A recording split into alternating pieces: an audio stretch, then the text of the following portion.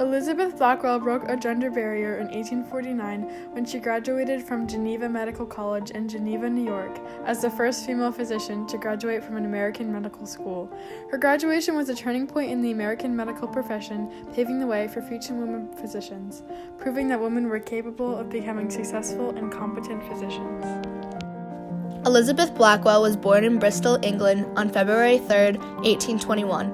Blackwell had 9 siblings, and she was the 3rd oldest child.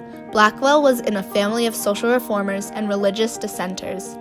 Blackwell's parents were Samuel Blackwell and Hannah Lane Blackwell. They hired private tutors for their daughters and sons, and the daughters had the same high standards as the sons in their studies.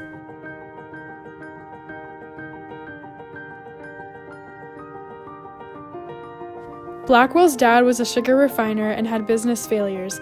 Because of this, her family moved to New York City in 1832, where Blackwell's family became involved in the abolitionist movement.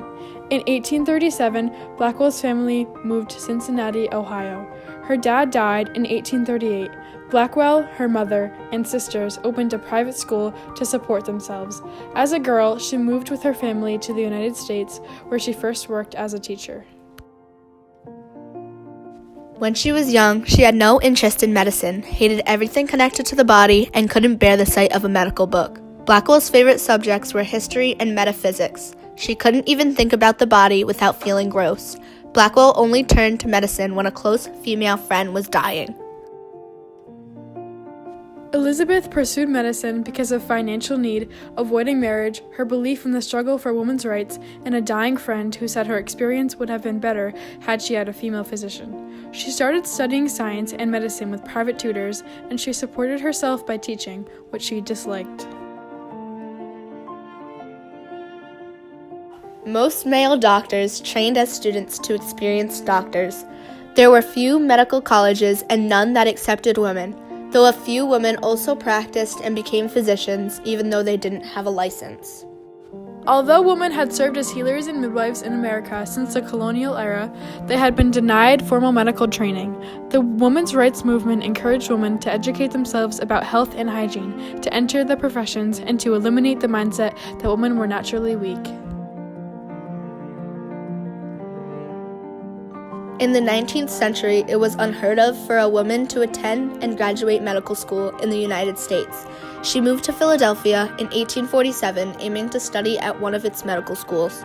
She boarded with a liberal Quaker physician and took private anatomy lessons. Unfortunately, she was rejected out of hand by all the medical schools she applied to. Blackwell resolutely continued submitting applications. Elizabeth Blackwell faced a lot of discrimination during her time in medical school. During her time in med school, some women colleges were established, including Women's Medical College of Pennsylvania. In college, she was not allowed in labs. Sometimes people shunned her as a bad woman. She had to sit separately at lectures, but in the end of her college years, the professors and students respected her. During the time period Elizabeth Blackwell was in Geneva Medical College, the United States was going through social changes. A very hard struggle for her was that women normally worked as midwives and healers, but weren't allowed to further their studies and train professionally until she pushed through it and accomplished it. When Elizabeth Blackwell applied to medical school, she got rejected by 12 schools, and she only got in one college by accident. She seemed to have won her battle in October 1847 when Geneva Medical College in the town of Geneva, New York, accepted her application, the 13th she had made. If her friend Nightingale didn't write a letter introducing Blackwell to the president of the medical council, she might have not gotten into the medical school.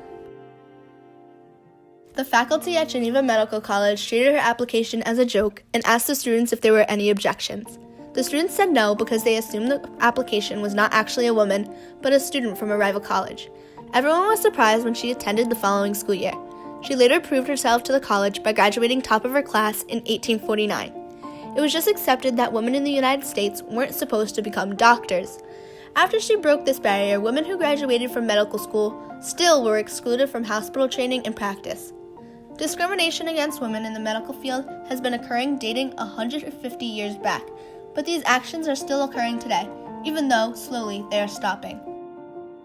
face discrimination. I mean, there's no question about it. Like, I think being a woman in life and times now, I think it's inevitable that you face discrimination. I don't even think I knew at the time that I was being discriminated against, because it just seemed so normal. So when you'd be in the operating room and they would make sexist jokes or make sexualized jokes, and you just didn't think anything of it because that's just what happened. But I think about it now and I think how awful and how horrible that was. After graduating from medical school at the top of her class, Elizabeth Blackwell's ambition was to become a surgeon. Even though she graduated in 1849, Geneva Medical College didn't accept another woman until the 1860s. After graduating college, Blackwell was unsuccessful in her further training as a surgeon in the USA and Paris. So she studied gynecology and obstetrics at La Maternite in Paris. Even though she had an MD, she had to enroll as a student midwife at La Maternite. She got an eye disease from an infant infected with gonorrhea. While working at La Maternite, Blackwell lost sight in one eye from the disease, but later her eye was removed.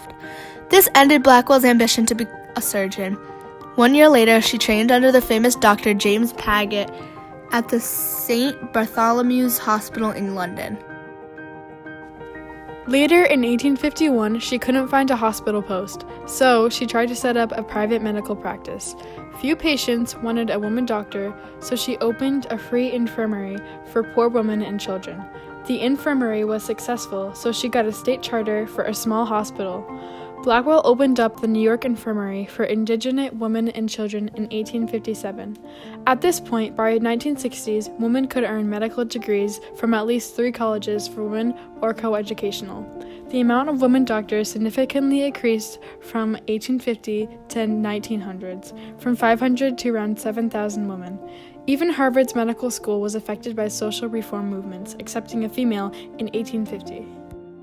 Elizabeth, with her 2 sisters, opened a clinic called the New York Infirmary for Indigent Women and Children in 1868.